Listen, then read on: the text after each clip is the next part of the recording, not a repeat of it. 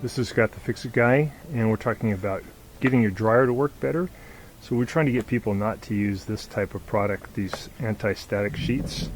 They have like a waxy coating, and that waxy coating gets on two places that can mess up your dryer. One is on your filter. This one looks okay, but sometimes you see a big accumulation.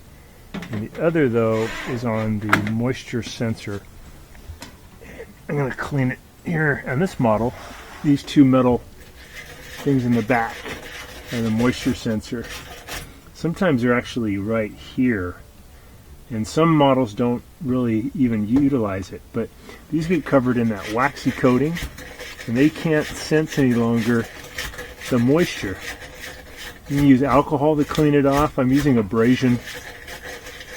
You want to get those nice and clean, and it's better to use different products for the anti-static.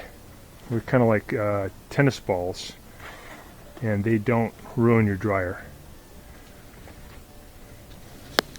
Here's an example of the dryer balls. They look kind of like a tennis ball, and most stores sell these. So thanks so much for watching. Please subscribe when you get a chance.